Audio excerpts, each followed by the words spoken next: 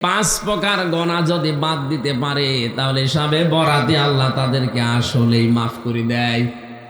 যে পাঁচ প্রকার মানুষকে সবে বরাতে আল্লাহ মাফ করে না। নারী পুরুষ যারা আছেন শোনেন, আপনি নফল রোজা রাখতে পারেন, নফল নামাজ, কোরআন শরীফ, জিকির আজগার করেন, কোনো অসুবিধা নেই। কিন্তু পাঁচ প্রকার মানুষের ভেতরে যদি আপনি পড়ে যান, সবে বরাতে, সবে কদরে, সবে মেরাজে না, কাবা শরীফে গিয়ে পড়ে থাকলেও মাফ হবে না।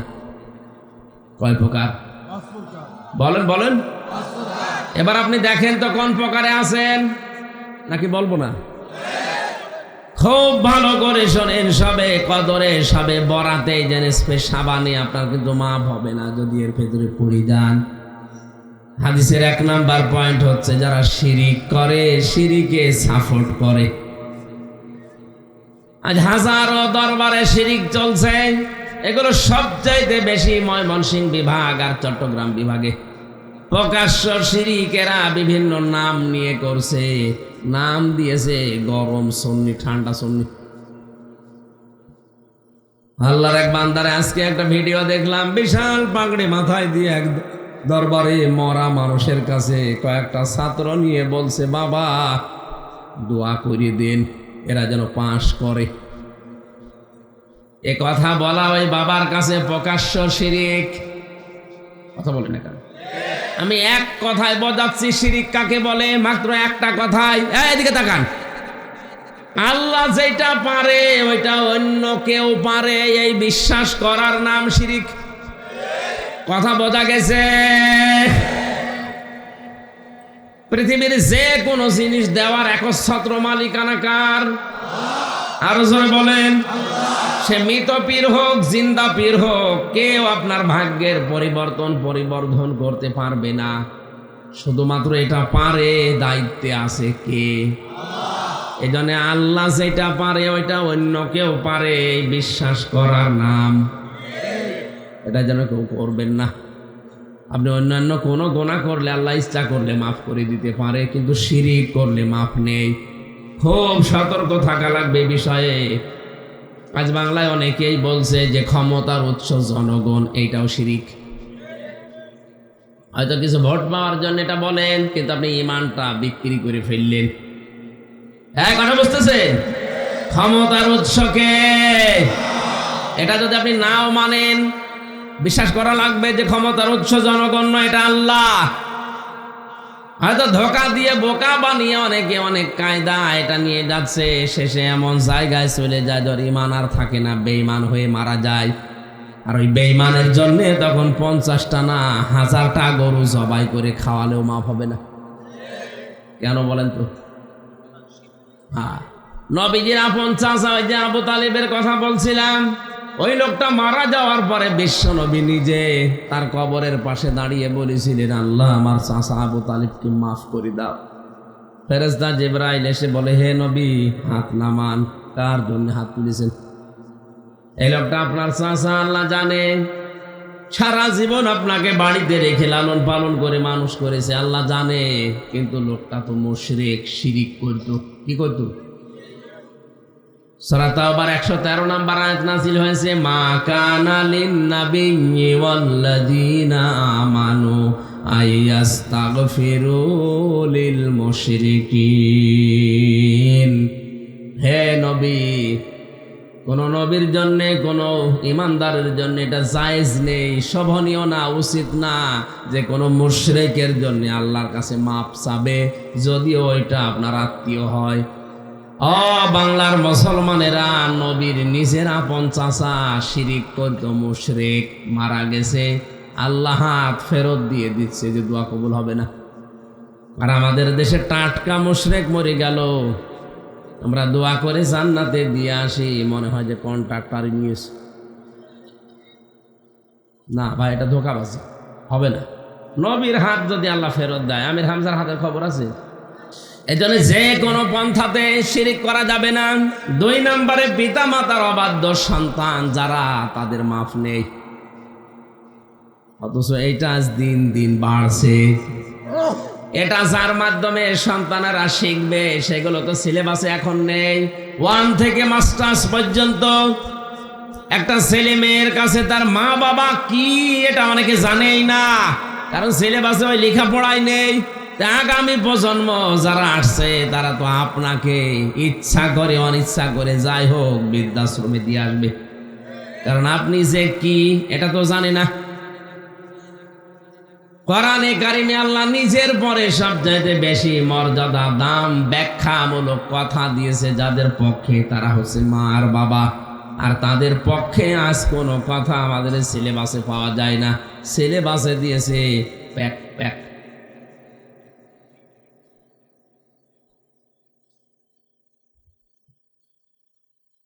আমি এই চোখে দেখেছি শিক্ষক অজু করছে, ছাত্র পায়ে পানি ঢেলে দিচ্ছে, পানিতে ময়লা যায় না, হাত দিয়ে 6 বছর বয়স 7 বছর বয়স এতটুকু বাচ্চা শিক্ষকের পায়ে পানি ঢেলে দিয়ে আবার হাত দিয়ে ময়লা পরিষ্কার করে দিচ্ছে। আমি এই চোখে এটাও দেখেছি বিশ্ববিদ্যালয়ে ক্লাস চলছে, ছাত্র জুতা দিয়ে শিক্ষককে পিটাচ্ছে, বলছে শালা তোরে মেরেই ফেলবো। শিক্ষক বলছে বাবা তুই আমারে ছেড়ে দে, আমি আর ক্লাসে আসবো না। বলছে না শালা তোরে ওই দায়িত্ব দিয়েছিলাম তুই পালন করিসনি, তোর মেরেই ফেলবো। বলেন তো এইটা কেবল মাদ্রাসায় ভর্তি হয়ে কোরআনে কারিম কিছু না কিছু ভেতরে যাবার পরে কি আদব, এটা মানুষের মতো মানুষ হচ্ছে। আর ওইটা মাস্টার্স পাস করার পরও জানোয়ার হয়ে গেছে। ওই জানোয়ার কয়েকদিন পরে চেয়ারে বসবে। কথা বলেন না কেন? যে লোকটা বিশ্ববিদ্যালয়ে মাস্টার্সের ক্লাসে শিক্ষককে জুতা দিয়ে পিটাতে পারে, ও যদি বড় কোনো চেয়ারে বসে বলেন তো চেয়ার ঠিক থাকবে? এই জন্য তো ঠিক নেই। 10 দিনের রিমান্ডে যে মানুষগুলো আমারে নিয়েছিল, আল্লাহর কসম একটাও অশিক্ষিত না, সব অনার্স মাস্টার্স করা, সব বিসিএস ক্যাডার। তাদের যে আচরণ, তাদের যে কথাবার্তারা, আমি আর যাই হই না কেন আমি একটা পরিচিত মানুষ এদেশে। কথা বলেন না কেন? কম বেশি এদেশে সবাই আমারে অন্তত আমির হামজা বলে চেনে। আমার নামের আগে অন্তত একটা আলেম শব্দ লেখা আছে। আমার সাথে যদি 10 দিনই আচরণ করে, এই লোকটারে তুলে নিয়ে গেলে কি করতো? অথচ যারা নিয়ে যাচ্ছে সর্বোচ্চ বিদ্যাপীঠ থেকে মাস্টার্স করা। আমি ওর কাছে না পড়ে যদি ওই 7 বছরের শিশু কাছে ওর কাছেও পড়তাম, আমার মনে হয় ওর কাছে আমি জান্নাতে থাকতাম। এসবে বরাতে মাপ পাবে না তারা যারা মা বাবার অবাধ্য সন্তান। অবাধ্য হচ্ছে কেন এই বিষয়টা আমরা না জেনে আন্দাজে বলে অবাধ্য সন্তান মাপ পাবে না। মাপ পাবে না ঠিক আছে, কিন্তু কেন হচ্ছে অবাধ্য এইটা তো গড়ে খোঁজ নেওয়া দরকার। অবাধ্য করার পেছনে সূক্ষ্ম ষড়যন্ত্র করছে কারা? এখান থেকে জাতিকে বের করে নিয়ে আসতে হবে কি করে, সে সমস্ত কিছু নেই। উনি সবে বরাত পালন করছে। 3 নম্বরে আল্লাহ মাফ করবে না তাদের যারা বৃদ্ধ জিনাখোর, বুড়ো বয়সে যারা জিনা করে। আর এইটাও দেশে দিন দিন বাড়ছে। কত হোস্টেল থেকে, কত মহিলা হোস্টেল থেকে, কত অফিস থেকে, কত জায়গা থেকে আজ তাকান মেয়েদের কান্নার আওয়াজ ভেসে আসছে। আমি নিচে নামলাম না। 4 নম্বরে যারা সুদ খায় তাদের এই রজনীতে মাফ হবে না। সুদ তো মনে হয় এলাকায় নেই। হ্যাঁ, টাকা পয়সার সুদ হয়তো ব্যাংকিং ব্যবস্থা যেগুলো, এগুলো আপনারা বোঝেন না, আমিও জানি। কিন্তু এই যে জমি জায়গার যে সুদ, এগুলো গ্রাম অঞ্চলে দেদারসে চলছে। অথচ এটাকে কিছু কেউ মনেও করেন এটা যে সুদ। মায়ের সাথে জেনা করার শামিল, ও কিছু মনেও করে না। ও মনে করে আমি তো জানি না তাই মানি না, অসুবিধা নেই। না, আপনি জানেন না কেন আপনার এটা অপরাধ। যারা 1 বিঘা জমি দেন 60,000 70,000 করে টাকা নেন, এলাকায় কি বলে এটারে? বৃদ্ধি গিরবি যাই বলেন বলেন, অসুবিধা নেই, বুঝলে হবে। 1 বিঘা জমি আমার ইনারে দিলাম, 60,000 টাকা নিয়ে নিলাম। যতদিন জমি চাষ করে খাবে টাকা আমারে ফেরত দেওয়া লাগবে না। যেদিন টাকা ফেরত দিয়ে দেব জমি ফেরত দিয়ে দেবে। এটা সুদ। এটা করছেন সত্যি করে আল্লাহর দিকে তাকিয়ে বলেন তো কারা কারা হাত তোলেন? 4-5 জন। তাহলে মাসলা আমার বলার দরকার নেই, এই এলাকা ভালো আছে। না ভাই, এই অনেকে মনে করছে হুজুর আমি জানি না তাই করি না। আপনি জানেন না কেন? আপনাকে জানা লাগবে। এই সুদের সিস্টেমটা যারা করছেন, হ্যাঁ, দুইটা পদ্ধতি আছে হালাল করার। এক নম্বরে যতদিন উনি চাষ করে খাবে ততদিন সরকারের যে খাজনা, 1 বিঘা জমিতে এখন মনে হয় কত 75 না কত টাকা দেওয়া লাগে, আমি সঠিকটা জানি না। হ্যাঁ, এই টাকাটা আপনাকে যদি 5 বছর করে খান ওই টাকা দেওয়া লাগবে আপনার। আর যখন আপনি ওই জমি ফেরত দিয়ে দেবেন, আমার কাছ থেকে টাকা নেবেন, কমপক্ষে 60,000-এ 8 থেকে 10,000 টাকা কম নেওয়া লাগবে। এইটা অনেকে এই বোঝে, কিন্তু না বোঝার ভান করে থাকে, মনে করে যদি বুঝে ফেলি তাহলে সমস্যা। ওই যেটাই লাভ আছে ওইটা, কিন্তু যেটা যায় ওইটা বোঝালে ও বুঝতে চায় না। খেয়ে দেয়ে শোধ বলে একটা না, খাই খালাসি বলে, ওইটা এলাকায় আছে, ওইটা করবে। ওইটা ঝামেলা, তো এর জন্য এটা করি না। আপনি সাবে বারাতে কিন্তু মাফ পাবেন না। 5 নম্বরে আল্লাহ পাকের নবী বলেন আল্লাহ মাফ করবে না তাদেরকে যারা ঘুষখোর। এটা শুধু নামই শুনেছি, এই 3 বছর আমি হাতে কলমে চোখে দেখি আসলাম ঘুষ কত প্রকার, কি কি কারে কারে দেওয়া লাগে। আমার ধরে নিয়ে বলছে 10 লাখ টাকা দেন, নাই তো 50 জেলায় 50টা মামলা দেব। মনে হয় যে টাকা আমার কাছে পাই। কি একটা কায়দা দেখেন তো, ভালো মানুষ বাড়ি থেকে ধরে নিয়ে বলছে 10 লাখ টাকা দেন, নাই তো 50 জেলায় 50টা মামলা দেব।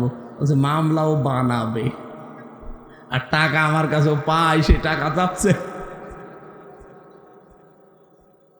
3টা বছর কোর্টের বারান্দায় বাবা মা আত্মীয় স্বজন চাচা যারা ছিল দায়িত্বে, এরা ঘুরতে ঘুরতে আমি যা দেখলাম কোর্টে ইট পর্যন্ত টাকা চাই। কোর্টের যে ইট, ওই ইটও আমার দিকে তাকিয়ে বলছে টাকা দিন। কোর্ট কাছারিতে আপনি এই অবস্থা চলছে না।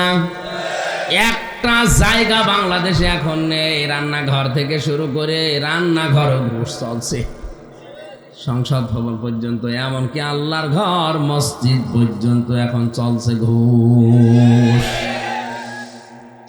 আমার জেলায় একটা বড় মসজিদ হয়েছে, আমি নাম নিলাম না, যারা দায়িত্বে আছে তার ভাগ্নে যে বলছে মামা আপনি তো দায়িত্বে আছেন, এখানে সরকারি মসজিদ, অনেক টাকা পয়সা বেতন দেবে, আপনি আমারে লাগিয়ে দেন। মামা বলছে ভাতিজা ভাগনা কোনো অসুবিধা নেই, তোমার মিষ্টি খাওয়াও। মিষ্টি একবারে 5 কেজি মিষ্টি নিয়ে এসে বলছে কত খাবেন খান। বলছে মামা এ মিষ্টি না, 10 লাখ টাকা দিও। ও মিষ্টি ফেরত দিয়ে গেছে বাড়িতে, ডাক দিয়ে বলছে মামা মিষ্টি খেতে যদি 10 লাখ লাগে, দই খেতে কয় লাখ লাগবে?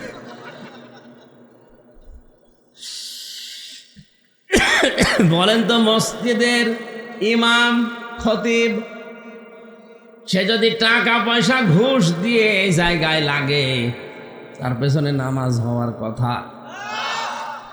এই জন্য 5 প্রকার মানুষ যারা আছে আমরা যেন সাবধান হয়ে যাই, যদি চরিত্র এরকম থাকে আমরা যেন পাল্টাই। বলেন আমিন। সম্মানিত মা বোন যারা এসেছেন, আপনি অনেকেই মনে করতে পারেন যে আমি নামাজ পড়ি, রোজা রাখি, কালো বোরকা পরি, আমি নেককার, আমি জান্নাতে চলে যাব না। নবীজি জানিয়েছেন 4টা গুণ যেই মহিলার ভেতরে আছে ওই মহিলা নেককার। 1 নম্বরে স্বামী যদি বাইরে থেকে আসে, দুনিয়ার সব কাজ কাম ওই মহিলার জন্য নিষিদ্ধ, হারাম, সব বন্ধ। স্বামীকে কিভাবে খুশি করা যায়, তার পাশে সময় দেওয়া যায়, এইটা মহিলার তখন ফরজ কাজ। আমার মা বোনেরা, আপনারা এই ছোট দায়িত্বটা পালন না করার কারণে আজ হাজারো পুরুষ অন্য নারীর প্রতি আসক্ত, পরকীয়া প্রেম করে। 2 নম্বরে স্বামী যেটা পছন্দ করে, স্বামীর ওইটা যদি জায়েজ হয় আপনার জীবনে, তাহলে জীবন থাকতে আপনাকে পছন্দ করা লাগবে। এখানে আমি সহ যত স্বামী আছে, আমরা প্রতিটা স্বামী পছন্দ করি। আমি খেয়ে থাকি না খেয়ে থাকি, বিয়ের পরে আমার মা বাবা আমার সাথে থাকবে। একমত আছেন কারা? কিন্তু আজ হাজারো মহিলা এটা চাই না। কথা বলেন ঠিক কিনা? না, আপনি নেককার হতে পারবেন না শুধু বোরকা পরে। 3 নম্বরে, স্বামী তার সন্তান তার সম্পদ আপনার কাছে রেখে বাইরে যায়, এগুলো আপনি ইসলামের জন্য তৈরি করবেন। 4 নম্বরে, নিজের শরীরকে স্বামী যেটা পছন্দ করে না, বিশেষ করে যাদের সাথে কথা বলা, যাদের সাথে ওঠা বসা, যাদের বাড়িতে যাওয়া স্বামী পছন্দ করে না, দেখবেন ওটা যদি ইসলাম সম্মত হয়, জীবন থাকতে আপনি তার সাথে কথা বলবেন না। স্বামী পছন্দ করে না অমুক সলিমদ্দির সাথে আপনি কথা বলেন, মোবাইলে গল্প করেন, আর আপনি সেইটাই করেন, অথচ নামাজ পড়েন, রোজা করেন, কালো বোরকা পরেন, আপনি নেককার হতে পারেননি। আমার মনে হয় একটু বেশি বলে ফেললাম। এরকম মহিলা হাজারও আছে না নেই? আল্লাহ মা বোনদেরকে 4টা কাজ করে নেককার হওয়ার তৌফিক দিন, বলেন আমিন। কোন পুরুষ যদি নিজের স্ত্রীর ভেতরে যা আছে আপনার জন্য ওইটাই আল্লাহর বরাদ্দ, ওইটা বাদ দিয়ে দুনিয়ার ফেরে বেপড়ে শয়তানের ধোঁকায় পড়ে যদি পরকীয়া প্রেমে লিপ্ত হন, আর এই অবস্থায় যদি আপনি মারা যান, 3টা জিনিস হারাবেন। 1 নম্বরে আপনার শরীরের ভেতরে যে নূর আছে চেহারা, এটা আল্লাহ তুলে নেবে। 2 নম্বরে আপনার ইবাদত বন্দেগী ফরজ যেগুলো কবুল হওয়া বন্ধ হয়ে যাবে। 3 নম্বরে মারা যাওয়ার সময় আপনি একটা সংসার ভাঙার কারণে বেঈমান হয়ে মরবেন, ঈমান পাবেন না। মরণের পরে শাস্তি 3টা। 1 নম্বরে কিয়ামতে আল্লাহ আপনার দিকে তাকাবে না। 2 নম্বরে মিজানের পাল্লায় আপনি ধরা খাবেন। 3 নম্বরে জাহান্নামে আল্লাহ বিনা বিচারে দিয়ে দেবে, বলেন নাউজুবিল্লাহ। পরকীয়া প্রেম করা পুরুষ মানুষ দেশে কমে যাচ্ছে, আরো বাড়তেছে।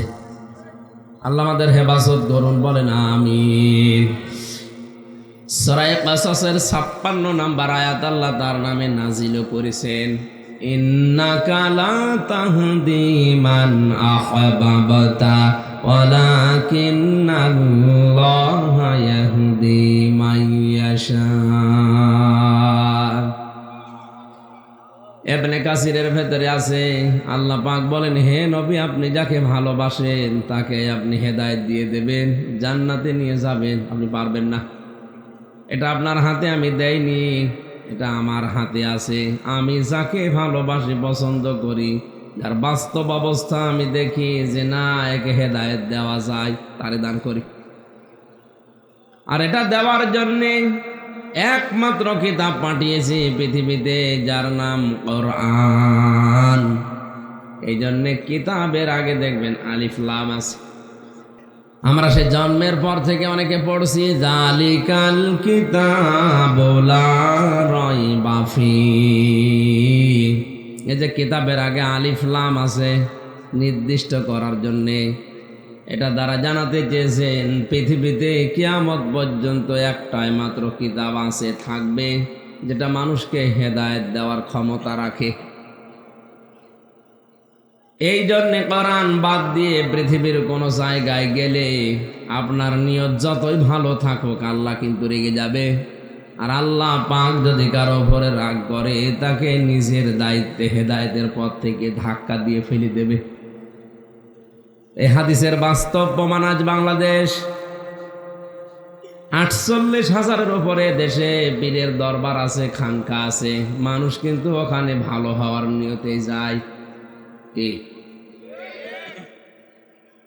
48,000-এর উপরে যে দরবারগুলো দিনের লাইনে হওয়া, সবাই নাম দিয়ে কাজ করছে। আমার যতটুকু ধারণা, বাস্তবতায় আমি যা দেখেছি, হাতে গোনা 8টা বাদ দিয়ে বাকি সবগুলোই টানা নানা চলছে। এ সমস্ত জায়গায় কোরআন চলে না, কোরআনের নিয়ম নীতিও চলে না, কোরআনের কর্মসূচি ওখানে আসে না, ওখানে চলে শুধু ওদের বাবাদের নিয়ম। এই যে আজকে আসার সময় দেখলাম চট্টগ্রামে পরীক্ষা শুরু হয়েছে কালকে, মৃত মানুষের কবরের পাশে যেয়ে কলম ছোঁয়াচ্ছে। এই যে প্রকাশ্য শিরিক যেখানে চলে, কোরআনের নিয়ম চলে না, ওখানে যদি মানুষ ভালো হওয়ার নিয়তে আল্লাহর কাছে পাবে, যাবে, নিয়তেও যায়, আল্লাহ খারাপ বানাবে, কারণ কোরআন নেই। তুই গেলি কেন? শ্বশুরকে বাবা বলা যায় যাচ্ছে, কিন্তু নিজের বাবার সামনে বারবার বললে বাবার মন খারাপ হবে। একজন জিজ্ঞাসা করছে তোমার বাবা কোনটা, নিজের আপন বাবাকে না দেখিয়ে বলছে যে এটা। বাবার রাগ হওয়ার কথা না। আল্লাহ পাঠালেন কোরআন শরীফ মানুষকে দেখাবে পথ জান্নাত, আর সেইটা বাদ দিয়ে আপনি কোন জায়গায় দৌড়াচ্ছেন? যিনি কোরআনের মালিক তিনি কিন্তু ঠিক আপনার বাবার মতো রেগে যাবেন। আর একবার যদি ওনার রাগ হয়ে যায়, আপনার দুনিয়া আখেরাত সব শেষ। কথা বোঝেন? আজকের এই ময়দানে এই লক্ষ লক্ষ মানুষ দরকার নেই, 313 জন আমরা চাই। এই মুহূর্তে সিদ্ধান্ত নেওয়া লাগবে, যেখানে কোরআন নেই ওইরকম দরবার যদি আমার বাবাও প্রতিষ্ঠা করে, ওই দরবারে আমি আর নেই। যেই দলে কোরআন নেই, কোরআনের কর্মসূচি চলে না, ওই দলের প্রতিষ্ঠাতা, ওই দলের কায়েমকারী যদি আমার বাপ হয়, ওই দলে আজকে থেকে আমি আর নেই। কারা কারাই হাদিস মানতে রাজি আছেন দেখি? এই আন্দাজ হাত তুলবেন না, এই দেখেন হাত নামিয়ে ফেলিস। ঠিক আছে, আমি কথা বলার জন্য বলছি, আপনি শোনার জন্য শুনছেন না, এই জন্য না। হাত যারা তুলেছেন বুঝে শুনে তুলেছেন নাকি? এই হাদিসটা মেনে নিলে তো আর ওয়াজ করাই লাগে না। কোরআন যেখানে নেই আমি ওখানে আর যাব না। দেশে ইসলাম তো কাল সকালে কায়েম হয়ে যাওয়ার কথা। আশা করছি এখন থেকে হাত আর তুলবেন না, বুঝে শুনে তুলবেন। কিছু মানুষ আবেগে হাত তুলতে বলতে পিয়ান্ডেলের নিচে ঠ্যাং তুলে ফেলে, এখান থেকে বের হয়ে আগে যা ছিল তাই।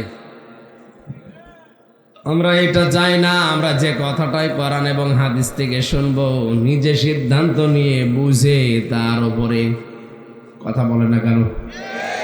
আন্দাজে আমারে না, পৃথিবীর কাউকে মানা জায়েজ নেই, শুধু নবী বাদ দিয়ে।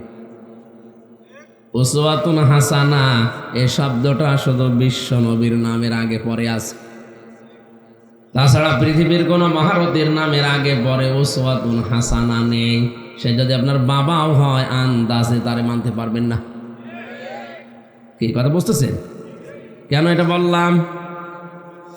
আমি তো মাত্র কয়েক হাজার মানুষের সামনে কথা বলছি। বিশ্ব নবী জীবনের শেষ ভাষণ দিয়েছিলেন 1,14,000 মানুষের সামনে।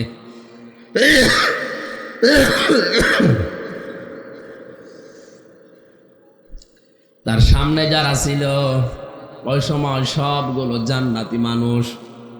ডান দিকে জান্নাতের গ্যারান্টি প্রাপ্ত মানুষ দাঁড়িয়ে আছে হযরত আবু বকর, বাম দিকে হযরত ওমর, তিনিও জান্নাতের সার্টিফিকেট অলরেডি পেয়ে গেছেন। বিশ্বনবী কিন্তু শেষ কথা বলেছিলেন, তারাক্তু ফীকুম আমরাইন, আমি দুইটা জিনিস রেখে গেলাম। লান তাদিল্লু, কখনো পথ ভ্রষ্ট হবে না, পথ হারাবে না, না খেয়ে থাকবে না, রাস্তা ছাড়াও থাকবে না। যে রাস্তা দিয়ে আসা যায় না অথচ মানুষ বাস করছে। আরে ভাই, আমার দাদাও তো চেয়ারম্যান ছিল কত বছর। আমি তার কাছে শুনেছি এদেশের রাস্তার জন্য যা বাজেট হয়, যদি সঠিকভাবে ব্যয় হয়, এই দেশে 1 ইঞ্চি রাস্তা কাঁচা থাকার কথা না। আর এখানে রাস্তাই নেই।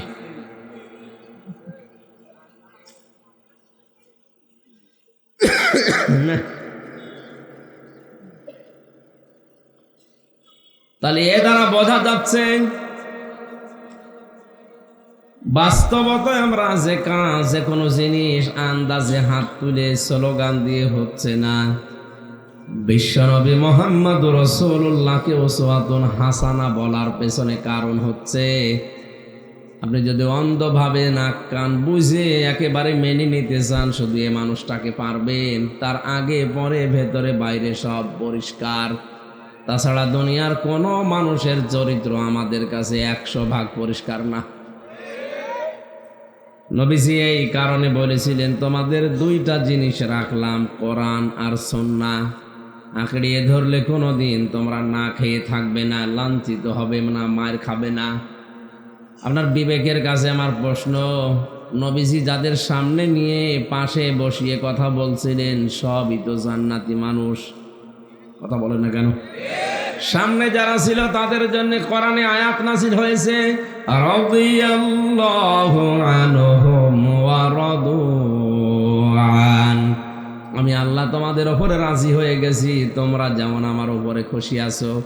আর পাশে যে দুইজন পেছনে যারা ছিল এরা 10 জন জান্নাতের সার্টিফিকেট প্রাপ্ত জিন্দা মানুষ।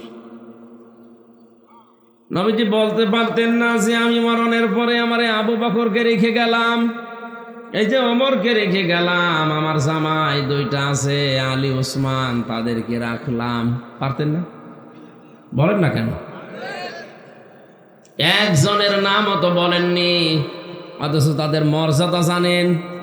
হযরতে আবু বকরকে জান্নাতের প্রতিটা দরজা ডাকবে। হযরতে ওমর আকাশের যে তারকা, কেউ যদি গণনা করতে শুরু করে একদিন হয়তো শেষ হয়ে যাবে।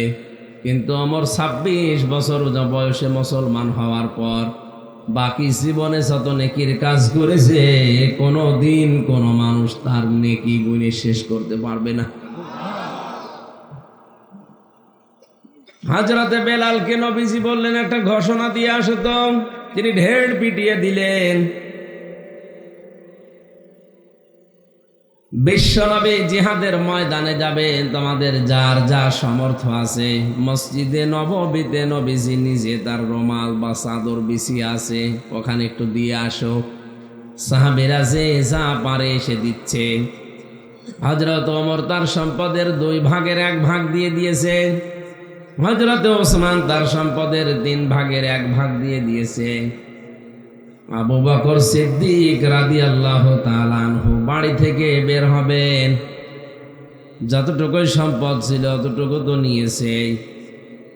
চুলার ভেতরে কিছু ছাই ছিল, ওগুলো তিনি স্ত্রীকে বললেন যে বেঁধে দাও। তার স্ত্রী রোমানা রাদিয়াল্লাহু তাআলা আনহা ডাক দিয়ে বলে, স্বামী একটু দাঁড়ান। ঘরের ভেতরে গিয়ে বিছানার উপরে যে খেজুরের পাতার পাটি পাড়া ছিল ওইটা তুলে নিজের শরীরে জড়ালেন। পরনের কাপড়টা খুলে ভাঁজ করে স্বামীকে দিয়ে বললেন, বেলাল ঘোষণা দিয়েছে নবীজি নিজে তার চাদর বিছিয়ে বসে আছে, কিছু না কিছু দেওয়া লাগবে। তা আমার তো সেরকম কিছুই নেই, চাদরটা আমার এই শাড়িটা নিয়ে যাও, বিশ্ব নবীর কাছে চুরি করে দিয়ে দিও। সাহাবায়ে কেরাম জিহাদের ময়দানে হয়তো অনেক সময় ক্ষত বিক্ষত হবে, ব্যান্ডেজ করার জন্য পুরাতন কাপড় লাগে, আমার এটা ছিঁড়ে কাজ চালাবে। বিশ্বনবীর পেছনে বসে হযরতে আবু বকর দিয়ে দিলেন। হঠাৎ নবীজি আকাশের দিকে তাকিয়ে দেখে লক্ষ লক্ষ ফেরেশতারা হযরতে জিবরাইল সহ নামছে, সবার পরনে খেজুর পাতার পাটি। নবীজি ডাক দিয়ে বলে, জিবরাইল এ দৃশ্য কি, কি অবস্থা তোমাদের? ফেরেশতা বলে, ইয়া রাসূলুল্লাহ আপনি কি আবু বকরের ঘরের খবর জানেন? বলছে, কই কিছুই তো বলে না আমারে। আজকের এই ময়দানে কে কি দিয়েছে আপনি একটু খবর নিন তো। বিশ্বনবী জিজ্ঞাসা করলেন, ওমরকে, আব্দুর রহমান বিন আউফকে, ওসমানকে, আলীকে, সবাই যার যার মতো করে বলেছে। আবু বকর ডাক দিয়ে বলে, ইয়া রাসূলুল্লাহ আমার বাড়িতে জাগতিক সম্পদ বলতে যা বোঝায় আর কিছুই নেই, আমি শুধু আল্লাহ এবং রাসূলের নাম রেখে এসেছি। আমার বাড়িতে এখন আল্লাহ আর নবীর নাম ছাড়া কিছুই নেই, চুলার ছাই পর্যন্ত আমি নিয়ে এসেছি, ব্যান্ডেজের কাজে লাগবে এই বলে। নবীজি বললেন, আবু বকর হয়নি, জিবরাইল আমাকে যেটা দেখিয়েছে এটার সাথে তো মেলে না, বলো দেখি আর কোনো গোপন রহস্য আছে কিনা। সিদ্দিক আকবর বলে, ইয়া রাসূলুল্লাহ আমি আসার সময় আমার স্ত্রী উম্মে রোমানা তার নিজের পরনের শাড়ি পর্যন্ত খুলে ভাঁজ করে প্যাকেট করে আমাকে দিয়েছে, যেন সাহাবীদের ক্ষত বিক্ষত জায়গায় পুরাতন কাপড় হিসাবে ব্যান্ডেজে কাজে লাগে। খেজুর পাতার পাটি পড়ে আছে, সেরকম পোশাক আর ঘরে নেই। জিবরাইল বলে, ইয়া রাসূলুল্লাহ, এই কাজটা আল্লাহর এত বেশি পছন্দ হয়েছে, আজকের এই দিনে আসমান জমিনে যত ফেরেশতা আছে আল্লাহর কাছে আজকের দিনের জন্য সব ফেরেশতাদের পছন্দনীয় পোশাক হচ্ছে এই খেজুর পাতার পাটি। কোথায় মর্যাদা তাদের আপনি খেয়াল করেন। নবীজি কিন্তু বলতে পারতেন যে এই যে রেখে গেলাম, একে যদি মেনে চলো তোমরা জান্নাত পেয়ে যাবে, পথ হারাবে না। বলেন নাই? বিবেকের কাছে আপনার প্রশ্ন আসা দরকার। এত বড় বড় তারকা স্টার, জান্নাতের সার্টিফিকেট জিন্দা অবস্থায় যাদের নবীজি হাতে ধরিয়ে দিলেন, তাদের জন্য যদি নবী না বলেন তা আমি কাকে আন্দাজে মানছি? এই জন্যই তো হাদিসটার ব্যাখ্যায় বলতে গিয়ে জানিয়েছি, কোরআন যেখানে নেই ওইরকম দল, ওইরকম দরবারে যদি কেউ জেনে শুনে যায়, ও যদি ভালো হওয়ার নিয়তেও যায়, আমার আল্লাহ নিজে দায়িত্ব নিয়ে তাকে গোমরা বানিয়ে দেয়। আমরা এখন থেকে সাবধান হব ইনশাআল্লাহ। দরুদ আর সালাম পড়ছি আমাদের নবী মুহাম্মদুর রাসূলুল্লাহ সাল্লাল্লাহু আলাইহি ওয়াসাল্লামের প্রতি। যারা আদর্শ পেয়ে আমরা খুশি না বেজার? নবীজি জানিয়েছেন, মান সাল্লাল্লাহু আলাইহি ওয়াহিদান সাল্লাল্লাহু আলাইহি আশারা। কেউ যদি আমার উপরে একবার দরুদ পড়ে, মহান আল্লাহ তার দিকে 10 বার নিজের দৃষ্টি দিয়ে তাকিয়ে থাকে। কেউ যদি আল্লাহর রহমতের একটা দৃষ্টি পায়, সে জান্নাতে যাবে, মাস্ট বি যাবেই। আছে আশারা 10 বার আল্লাহ তাকাবে তার দিকে। কি পড়লে? দরুদ। বলেন বলেন। নবীজি বলেন, লক্ষ লক্ষ টাকা খরচ করে বিভিন্ন প্রান্ত থেকে মদিনাতে এসে আমার কবরের পাশে দাঁড়িয়ে যখন মানুষেরা সালাম দেয়, আমি শুনি এবং উত্তর দিয়ে দেই। কিন্তু আমার কিছু গরিব উম্মত পৃথিবীর বিভিন্ন প্রান্তে ছড়িয়ে আছে, যাদের লক্ষ লক্ষ টাকা নিয়ে আসতে পারে না। ওরা যদি মন থেকে আমার কাছে সালাম পাঠায়, ফেরেশতারা ওইটা নিয়ে তাদের গ্রামের নাম, বাবার নাম, মায়ের নাম বলে আমি নবীর কাছে শোনাতে থাকে। আমি শুনি আর উত্তর দেই।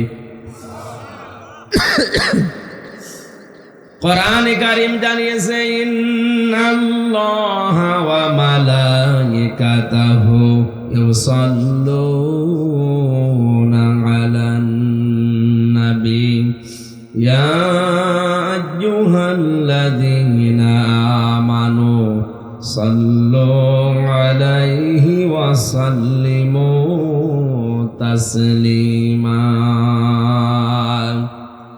সূরা আহজাবের 56 নম্বর আয়াতে আল্লাহ বলেন, অবশ্যই আমি আল্লাহ নিজে এবং আমার যত ফেরেশতা আছে সবাই, মালাকুন এক বচন, মালাইকা বহু বচন, কোন ফেরেশতা বাদ থাকে না। যত crore crore million billion trillion zillion pillion অক্টিলিয়ন যাই বলেন, যত ফেরেশতা আল্লাহ বানিয়েছেন, সব ফেরেশতারা আল্লাহর নবীর নামে দরুদ পড়ে। 1,24,000 নবী, কোন নবীর নামে ফেরেশতারা দরুদ পড়ে না। দরুদ পড়লেই শুধু পড়ে আমাদের নবী মুহাম্মদুর রাসূলুল্লাহর উপরে। ইয়া আইয়ুহাল্লাযীনা আমানু, ও হে যারা ঈমানের দাবি করো তাদেরকে বলছি, সাল্লু আদেশ, এটা আমর।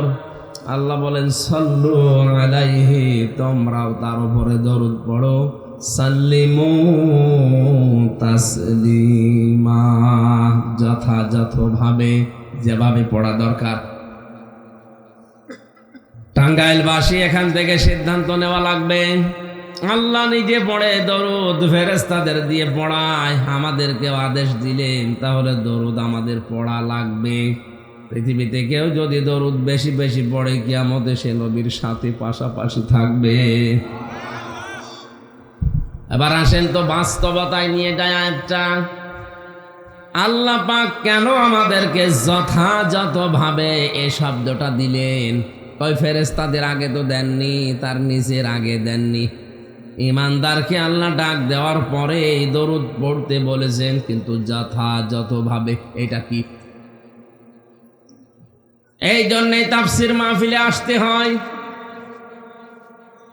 ব্যাখ্যায় মুফাসসিরিন ইকরাম লিখেছেন, আপনি যদি যথাযথভাবে দরুদ পড়তে চান, দরুদে যে বাক্যগুলো বলেছেন ওইগুলো আপনার প্র্যাকটিক্যাল লাইফে আগে দেখাবেন। কথা বুঝতেছেন? আমরা সবাই মিলে এখানে অনুষ্ঠান শুরু করার প্রথমেই এ দরুদটা পড়েছি। কারণ কি? কোন অনুষ্ঠানে যদি দরুদ পড়া হয়, সঙ্গে সঙ্গে অনুষ্ঠান আল্লাহর দরবারে পৌঁছিয়ে যায়। কিন্তু শর্ত হচ্ছে দরুদটা হওয়া লাগবে দরুদের মতো, হক আদায় করে। জবাব দিতে পারেন হয়তো যে হক আদায় করেই তো পড়লাম। না, হক আদায় করে পড়ার অর্থ হচ্ছে প্রথম থেকে আপনি শুরু করবেন, আল্লাহুম্মা, হে আল্লাহ, সাল্লি আলা, তুমি রহমত নাজিল করো, আলা মুহাম্মাদ, মুহাম্মাদের উপরে। কার উপরে? জবাব দেন না কেন? স্বভাবতই যেন প্রশ্ন আসে আল্লাহর পক্ষ থেকে। টাঙ্গাইল মানিকগঞ্জের মানুষেরা দাঁড়াও, হাজার হাজার মানুষ মিলে যে আমার কাছে বললে যে রহমত নাজিল করো মুহাম্মদের উপরে, কে এই মুহাম্মদ? কে? যত মানুষ এখানে আমরা আছি এক বাক্যে জবাব দিয়েছি, আল্লাহ উনি কিন্তু সাইয়্যিদিনা, আমাদের নেতা। কি? উনি সাধারণ না, উনি আমাদের নেতা। এই জন্য আল্লাহর ঘোষণা দেওয়া নেতা এই পৃথিবীতে একজন। আদম থেকে কিয়ামত পর্যন্ত যত মানুষ দুনিয়ায় আসবে, কোন মানুষকে আল্লাহ নেতা বলে ডাক দেননি। শুধুমাত্র মুহাম্মাদুর রাসূলুল্লাহকে বলেছেন ইয়াসিন, হে নেতা। আমার তো মনে হয় ইয়াসিন এই শব্দটা আকাশের চাইতেও ভারী। আল্লাহ নিজে শুধু এই দুনিয়াতে একজন মানুষকে নেতা বলে ডাক দিয়েছেন, হে নেতা। ইয়া মানে হে, সিন মানে সাইয়্যিদ, সাইয়্যিদ মানে নেতা। আল্লাহর ঘোষণা দেওয়া নেতা কয়জন? আরো জোরে বলেন। এই যে কোরআন আমার সামনে কসম করে বলছে, এটা যদি শুধু দুনিয়ার বিষয় হতো আমি বলতাম না, এটা আখিরাতের সাথে সম্পর্কিত। দুনিয়াতে যাদের নেতা ঠিক নেই, আল্লাহর কসম ওই লোকটা মরণের পরে 100 ভাগ ধরা খাবে। ও যে ধরা খাবে এটা তো আমি বানালাম। হ্যাঁ, সূরা বানী ইসরাইল 15 নম্বর পারার 8 নম্বর পৃষ্ঠা 3 নম্বর লাইনের 71 নম্বর আয়াতের প্রথম অংশে আছে, ইয়াওমা নাদউ কুল্লা উনাসিম বিইমামিহিম। আল্লাহ পাক বলেন, কিয়ামতে প্রতিটি মানুষকে আমি কিন্তু আমার কাছে ডাক দেব তার নেতা সহ। আপনার কি মনে হয়, আপনি যে নেতার আদর্শ মেনে চলেন, যার পেছনে আপনি চলেন, কিয়ামতে ওকে আল্লাহ আগে ডাকবে, এরপরে আপনাকে? বলেন তো, ওরে দেখেই যদি আল্লাহর রাগ হয়ে যায় তে আপনারে থাপড় দেবে না? আমি হাসির খোরাকি দেওয়ার জন্য বলি নাই। এত শক্ত কথা বলার পরেও যদি কোনো মানুষের ভেতরে উতাল পাতাল তৈরি না হয়, ওর বিবেক যদি নাড়া না দেয়, আমার মনে হয় ওর বিবেকের উপরে কুকুরে প্রসাব করিস। বলছে ঠিক।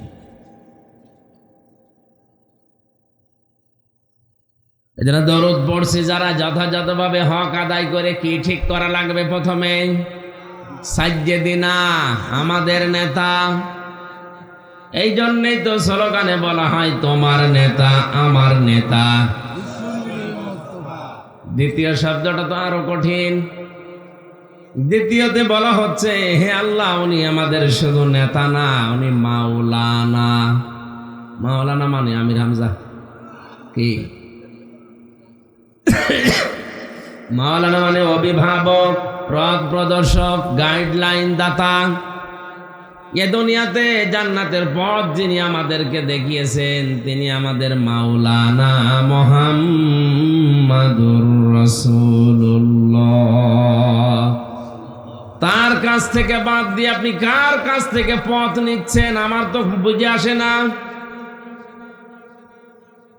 আমরা যাব এইদিকে, যেন এরপরে আরো অনেকগুলো শব্দ আছে, দরুদের শব্দগুলো যদি আমরা যথাযথভাবে প্র্যাকটিক্যাল লাইফে বাস্তব জীবনে মিলিয়ে পড়তে পারতাম, 14 বার দরুদ পড়া দরকার ছিল না। এক দরুদে আল্লাহ 10 বার তাকিত, 10 বার তাকাতো না? আর দরুদ পড়ে যাচ্ছে, আল্লাহ আমাদের দিকে তাকানো তো দূরের কথা, ভরকেও করে না, কারণ আমাদের দরুদের সাথে বাস্তবতা কোনো মিল নেই। আমাদের সাইয়েদিনা ঠিক নেই, মাওলানা ঠিক নেই, আন্দাজে দরুদ পড়ে যাচ্ছি চামড়ার মুখ দিয়ে। যেন আশা করছি আমরা যথাযথভাবে হক আদায় করে পড়বো, বলেন আমিন। তেলাওয়াত করেছি সূরা দোখান, 4টা আয়াত। আমার যতটুকু জ্ঞান আছে কোরআনে কারিমের উপরে 5টা আয়াতের উপরে, আমি যদি এই 5টা আয়াত নিয়ে তাফসীর আকারে কথা বলতে শুরু করি, দিন যত যাবে কোরআনে নতুন নতুন তথ্য আপনি বের করতে পারবেন। দেখি আমরা আজকে কিছু ডেলিভারি দিতে পারি কিনা। জবান খুলে আগে পড়েন কোরআনের এই আয়াত, আউযু বিল্লাহি মিনাশ শাইতানির রাজিম, বিসমিল্লাহির রহমানির রহিম,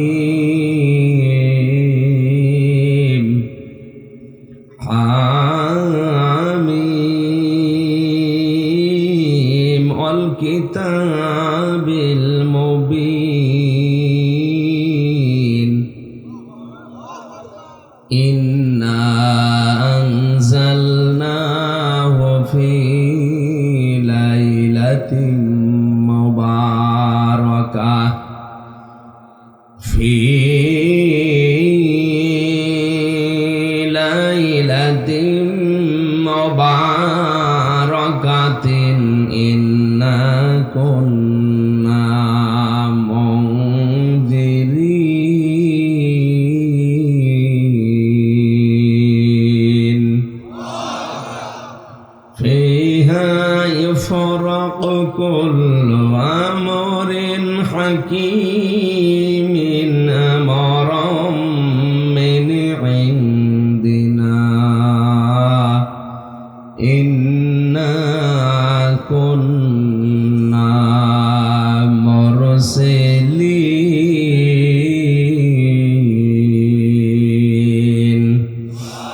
সাদাকতা ইয়া রব্বানা। কোরআনে কারিমের 44 নম্বর সূরা, 59টা আয়াত আছে, 3টা রুকু আছে।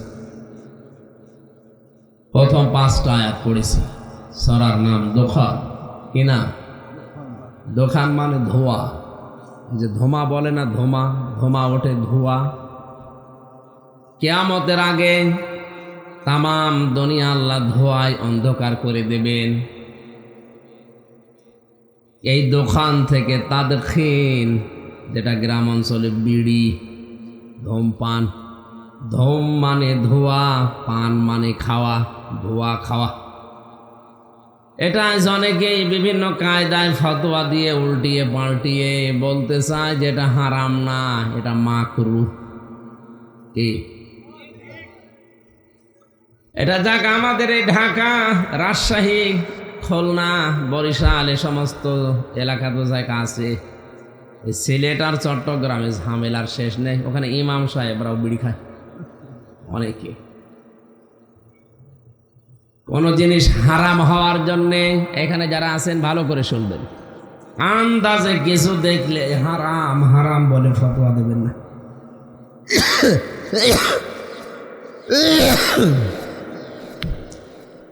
কোন জিনিস হারাম হওয়ার জন্য শর্ত 3টা। কয়টা? আগে দেখবেন এর ভেতরে 3টা শর্ত পাওয়া যায় কিনা। 1 নম্বরে ওটা নাপাক হওয়া লাগবে। কি হবে? 2 নম্বরে ওটা ক্ষতিকারক হওয়া লাগবে।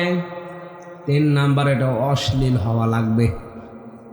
পৃথিবীর যে কোনো জিনিস হারাম যদি আপনি ঘোষণা দিতে চান, এই তিনটা বিষয় ওর ভেতরে থাকতে হবে। এটা একটা থিওরি, মনে রাখলে দুনিয়ার যে কোনো বিষয় আপনি জানতে পারবেন এটা হারাম না হালাল। আর একটা কথা মনে রাখেন, হারাম কিন্তু নির্ধারিত কয়েকটা জিনিস মাত্র, আর হালাল এ নির্ধারিত না।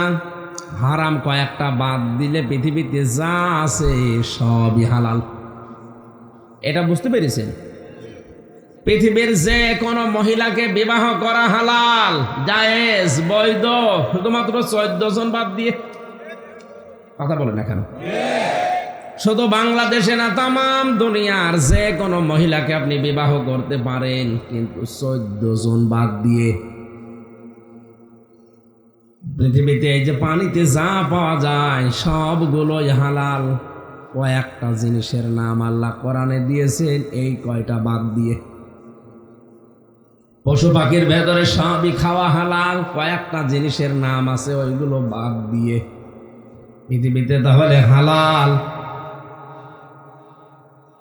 আনলিমিটেড, হালাল বলেন। হারাম হচ্ছে লিমিটেড, কয়েকটা মাত্র। বিড়িকে হারাম বলে ফতোয়া দেওয়ার পেছনে যে তিনটা কারণ ওলামায়ে কেরাম দেখাচ্ছেন, সূরা আরাফের 157 নম্বর আয়াতের মাঝের অংশটা নিয়ে অনেকে ব্যাখ্যা করে, আয়ুহাল্লু লাহুমুত তাইয়্যিবাতি ওয়া ইউহাররিমু আলাইহিমুল খাবাইস। আল্লাহ পাক বলেন, হে নবী, আপনি অনেক কিছুকে যেগুলো পবিত্র হালাল বলে ঘোষণা দেন, আর যেগুলো নাপাক, অবৈধ, অপবিত্র, এগুলো আপনি হারাম বলে ঘোষণা দিয়ে দেন।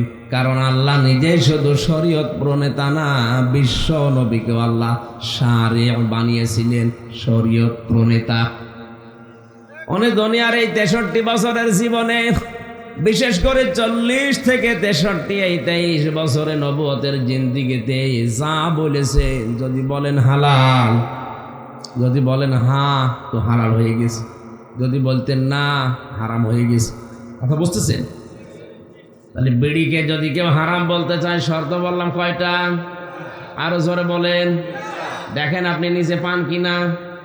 1 নম্বরে বিড়ি নাপাক। না না, কে বলেছে? এটা কি দিয়ে বানানো হয় দেখেছেন? তামাকের পাতা। ওটা আমাদের কুষ্টিয়া ভেড়া মারা মিরপুর দৌলতপুরে দেখেছি, শুকাতে দেয় রোদে, কুকুরে শ্রীগালে পোশাক পায়খানা করে রাখে, ঝাড়া দিয়ে ওইটা শুকিয়ে পাঠিয়ে দেয় সে রংপুরে আকিজের কাছে, মানে সুন্দর করে রিফাইন করে এই বিড়ি বানিয়ে দেয়। যত সুন্দর করে রিফাইন করুক না কেন, মাল মশলা কিন্তু ভেতরে লেগে আছে।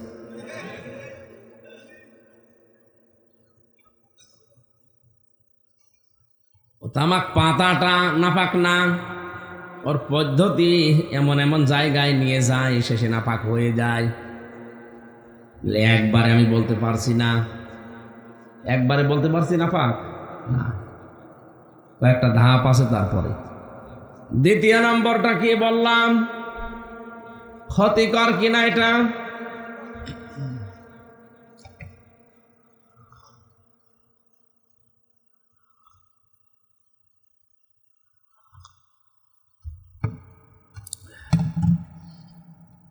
বিজ্ঞান আজ প্রমাণ করছে বিড়ি সিগারেটের দ্বারা মানুষের সবচাইতে বেশি ক্ষতি হয় লাঞ্চের। কিসের? হার্ট আপনার নষ্ট করে ফেলে।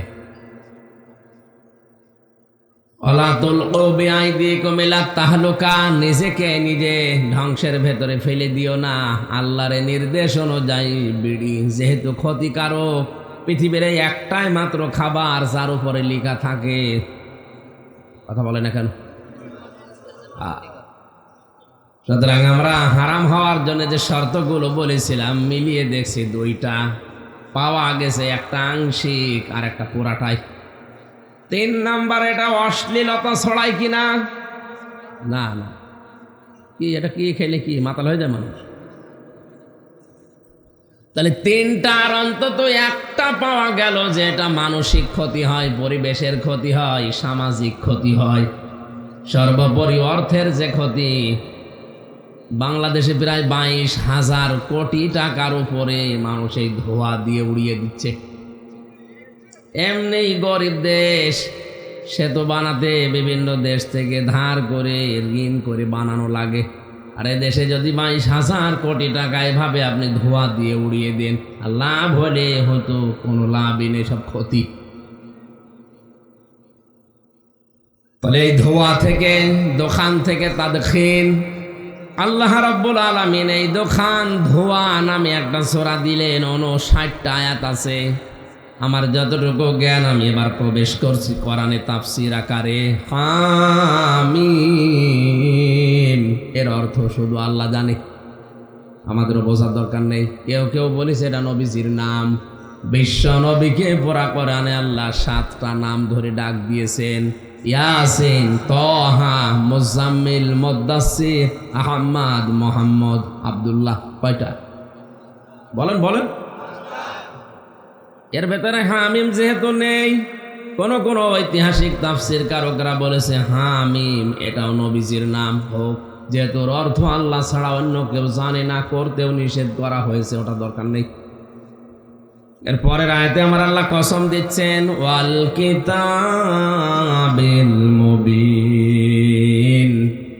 ওয়ায়ে কসমিয়া, কিতাবের আগে আলিফ লাম, নির্দিষ্ট করার জন্য, মুবিন মানে স্পষ্ট। আল্লাহ পাক বলেন এই নির্দিষ্ট স্পষ্ট কিতাবের কসম। কোরআন শরীফ এটা স্পষ্ট না অস্পষ্ট? স্পষ্ট বললেন কারা আন্দাজে বলেছেন? এখানে কয়েকজন আলেম বাদ দিয়ে বাকি যারা বসে আছে সবার কাছে এই কোরআন এই ধোঁয়াশার মতো। এই কথা বলে না কেন? আপনার কাছে স্পষ্ট কোরআন, একটা শব্দের অর্থ বলতে পারবেন? নরসেনদের গিরিশচন্দ্র সেন এ বেটা হিন্দুর চাইতেও আমরা আজ পিছিয়ে পড়ে আছি কোরআনের ব্যাপারে। এই লোকটা তাফসির পর্যন্ত লিখেছে, বাংলা অর্থ এই বাংলাদেশে যারা প্রথম করেছে তার ভেতরে সে একজন। ঐতিহাসিক আমির আলী বসুমিয়া সর্বপ্রথম কোরআনের বাংলা করে সূরা ফাতিহা। এরপরে এই গিরিশচন্দ্র সেন পড়া কোরআন শরীফের আমপারাটা করে প্রথমে, এরপরে আস্তে আস্তে তাফসির লিখেছে। আপনি হিসাব করেন, তাফসির লিখতে হলে কমপক্ষে এক একটা শব্দের 33টার ওপরে অর্থ আপনার জানা থাকা লাগবে, হয়তো পারবেন না। কথা বুঝতেছে? আপনি একটা শব্দের মনে করেন একটা অর্থ শুধু জানেন, কিন্তু ওই শব্দের অর্থটা কোরআনে আল্লাহ ওই অর্থে ওই জায়গায় দেয়নি। যেমন দরাবা মানে মারা, আঘাত করা, এটা শব্দের একটাই অর্থ আপনি জানেন, অথচ দরাবা শব্দের এমনও জায়গা আছে যেখানে মারা অর্থ নেই, ওখানে আছে সফর করা। এমনও জায়গা আছে যেখানে দরাবা মানে দৃষ্টান্ত দেওয়া, উদাহরণ দেওয়া। দারাবাল্লাহু মাসালান লিল্লাযীনা আমানু মারাতা ফিরআউন। আল্লাহ পাক এখানে দারাবা দিয়ে মারা না, সফর করা না, উদ্দেশ্য হচ্ছে দৃষ্টান্ত দেওয়া, উদাহরণ দেওয়া। তাহলে আপনি একটা শব্দের একটা অর্থ মুখস্থ করে বসে আছেন, কোরআনে এই জায়গায় যদি ওটা অর্থ করেন, অর্থ কি হবে? পাল্টিয়ে যাবে। কি হবে? কোরআনের অর্থ পাল্টিয়ে গেলে তখন আপনার ঈমান থাকবে? বেটাই হিন্দু মানুষ, আমাদের ধর্মেরও না, কি আয়ত্ত করেছে তাফসীর লেখা, তার তুলনায় আমরা কত পিছিয়ে আছি। তার কাছেও কোরআন স্পষ্ট ছিল, আমাদের কাছে ওইরকম স্পষ্ট নেই। এখানে দুই ধারে দুইজন বসে আছে, ওনারা সহ আমি হামজা সহ যত আলেম যত জ্ঞানী গুণী বসে আছে, কেউ বুকে হাত দিয়ে বলতে পারবেন না পুরা কোরআনের প্রতিটি শব্দের অর্থ আমার জানা আছে। পারবেন? কেউ পারবে না। আমারও মনে নেই, হ্যাঁ পড়েছিলাম, আমারও মনে নেই, এখন আবার ডেলিভারি করা লাগবে, আবার ওইটা আয়ত্ত করা লাগবে, স্টাডি দেখা লাগবে, তাছাড়া হবে না। আর বেটা হিন্দুর কি ব্রেন, কি মেধা আল্লাহ দিয়েছে, প্রতিটা শব্দের অর্থ একটা দুইটা না, 33টার উপরে 99টা পর্যন্ত মুখস্থ ছিল। তাহলে আপনি যে বললেন কোরআন স্পষ্ট, তো আপনার কাছে না, ও গিরিশচন্দ্র সেনের কাছে হতে পারে। এই জন্যে কোরআনের কাছে যারা আসতে চায়, কোরআন বুঝে ফেলে, তারা কিন্তু আর গোপনে থাকতে চায় না, তারা তখন ওপেন হতে চায়, তারা স্পষ্টবাদী হতে চায়। অথচ দেশে অনেক আল্লাহওয়ালা মানুষ আমরা দেখি, বুজুর্গ বলে দাবি করে, তাহাজ্জুদ পড়ে, বলে হুজুর দিনকাল ভালো না, দোয়া করেন, গোপনে আসি। গোপনে আসি মানে দিনকালকে ১,৫০০ বছর আগে আর ভালো ছিল, তখন তো করাত দিয়ে ছিঁড়ে ফেলতো, চামড়া গোশত সব আলাদা করে করে শরীর থেকে খসিয়ে নিত, জীবিত মানুষকে গরম তেলের ভেতরে ঢেলে দিত। কথা বলেন না কেন? তার তুলনায় এখন কি অবস্থা, আরো খারাপ না ভালো? আপনি কোন কারণে কথা বলেন হুজুর দিনকাল ভালো না, দোয়া করেন, গোপনে আসি? গোপনে আসি মানে কি? এই পৃথিবীতে যারাই কোরআনের কাছে এসেছে তারা আর গোপনে থাকতে চায়নি। তাকান হযরতে ওমরের দিকে, যেই দিনই কোরআনের কাছে এসেছেন বলেছেন, হে নবী অনুমতি দেন, কোরআনের বিপক্ষে আমি প্রকাশ্য একটা মিছিল দিয়ে আসি। আর আমাদের জন্মের পর থেকে ৭০ বছর হয়ে যাচ্ছে, ওরা এখনো গোপনই কাটছে না, তো কবে প্রকাশ হবে? আজ আমরা প্রকাশ হতে পারি না কোরআনওয়ালা মানুষগুলো, এই জন্য জমিন ফাঁকা পেয়ে জালেমরা মন মতো চালাচ্ছে। ওরা শিক্ষা ব্যবস্থায় হাত দেয়, ওরা আজ অর্থনীতিতে হাত দেয়। শিক্ষা ব্যবস্থা, অর্থনীতি, সমাজনীতি, রাজনীতি সব কোরআনে আছে না নেই? আমরা যত গোপনে আসি বলে পেছনে চলে যাই, জায়গাটা ফাঁকা হয়ে যায়, জমিনে তখন জালেমরা মন মতো আমাদের উপরে ছড়ি ঘোরায়। এই জন্যই তো এখন দেখেন সিলেবাসে যা পড়াশোনা, এভাবে যদি চলতে থাকে আগামী 10 বছরের ভেতরে জারজ দিয়ে ভরে যাবে। এখানে যাদের ছেলে মেয়েরা 7-এ পড়ে, এই যে শরীফ থেকে শরীফা নামে যে চ্যাপ্টারটা পড়ানো হচ্ছে, আমি আশ্চর্য হয়ে গেছি। হ্যাঁ, পড়া পর্যন্ত যদি থাকতো কিছু বলতাম না। কয়েকদিন পরেই যখন এই সিলেবাসটা প্রতিষ্ঠিত হয়ে যাবে, ওই অনুযায়ী যখন কাজ করবে অনেকে, যে আমি পড়িয়েছি এখন আমি ওই অনুযায়ী কাজ করব। পড়া কারে বলে? আপনি শুদ্ধ করে পড়বেন, বুঝবেন, ওই অনুযায়ী কাজ করবেন, আর ওটা মানুষকে জানাবেন। এই 4টার নাম হচ্ছে পড়া। এই 4টার নাম কি? প্রথম কি বললাম? শুদ্ধ করে পড়া। 2 নাম্বার ওটা বোঝা। 3 নাম্বার ওই প্র্যাকটিক্যালে ওইভাবে কাজ করা। 4 নাম্বার ওই জ্ঞানটা মানুষের কাছে ছড়িয়ে দেওয়া। এর নাম পড়া। এর নাম আরো জোরে বলেন। এভাবে যদি আপনি পড়তে চান, এটা যদি রাষ্ট্রীয়ভাবে কায়েম হয়ে যায়, সকালে একজন বলছে আমি কিন্তু শরীফ, বিকালে বলছে না আমার শরীফা মনে হচ্ছে। হোক, আপনার শরীফা মনে হোক আর আতিফা মনে হোক, অসুবিধা নেই, কিন্তু দাবি করেই তো আপনি বসে থাকবেন না। তখন বলবেন যে আমি শরীফা, মহিলা হোস্টেলে আমার সিট দেওয়া লাগবে। কি বলবেন না? মহিলা হোস্টেলে আপনার মেয়ে আছে, আপনার বোন আছে, আপনার ফুফু আছে, এই কথা বলছেন না কেন? ও মাল যতই শরীফা বলে দাবি করুক, আসলে কি বলেন? একজন প্রশ্ন করছে, হুজুর যুবক যুবতী 2 জনে এক খাটে ঘুমানো জায়েজ আছে কিনা? জায়েজ আছে, কিন্তু তো ঘুমাবে না। ঘুমাবে? জায়েজ তো আছে, এক খাটে থাকা অসুবিধা না, কিন্তু ঘুমাবে তো না। আপনি শরীফ থেকে শরীফা হয়ে ঘুমাবেন? আপনি সিট চাইছেন মহিলা হোস্টেলে, দেওয়াও লাগবে, কারণ না দিলে আবার আপনি মামলা দেবেন, আমার বা জেল হয়ে যাবে। শেষ পর্যন্ত আমার মেয়ে আছে, আমার বোন আছে, আমার ফুফু আছে, আপনি শরীফ শরীফা যতই দাবি করছেন, আপনি তো আগেরটায় আছেন। কথা বলেন না কেন? কিছুদিনের ব্যবধানে দেশটা তখন জারজ দিয়ে ভরে যাবে। কোথায় যে যাচ্ছে মাথা খারাপ হয়ে যায়। আজ আমরা সবাই গোপনে আসি করতে করতে জায়গাটা সব দখল করে নিয়েছে। আল্লাহ জানে স্পষ্ট কিতাবের কসম দিচ্ছেন, অল কিতাবিল মুবিন, স্পষ্ট কিতাবের শপথ। এজন্য কোরআন স্পষ্ট, এর কাছে যারা আসে ওরা আবার গোপন থাকতে চায় না, ওরাও স্পষ্টবাদী হয়ে যায়। ইন্না আনজালনাহু ফি লাইলাতিন মুবারাকাতিন ইন্না কুন্না মুনজিরিন। অবশ্যই আমার এই কোরআন আমি নাযিল করেছি বরকতময় একটা রজনীতে, আর অবশ্যই আমি আল্লাহ নিজে সতর্ককারী। কোরআন নাযিল হয়েছে সবে কদরে, সবে বরাতে না, যদিও নিসফে শাবান আর 8 দিন পরে মাত্র শুরু হতে যাচ্ছে। সবে বরাত নামে যেটা আমাদের এই সমস্ত দেশে চলে, অনেকে আজ বেদাত বেদাত বলে মানুষকে দূরে সরিয়ে রাখতে চেষ্টা চালাচ্ছে। না, আপনি এটা বন্ধ করেন, কারণ সবে বরাত নিসফে শাবান নিয়ে প্রায় নির্ভরযোগ্য 15টা হাদিস আমার মতো ছোট মানুষই পেয়েছি। যারা বড় বড় মুহাদ্দিস, সাইকল হাদিস, হাজার লক্ষ হাদিসের হাফেজ যারা, তাদের কাছে আরো বেশি পাওয়ার কথা।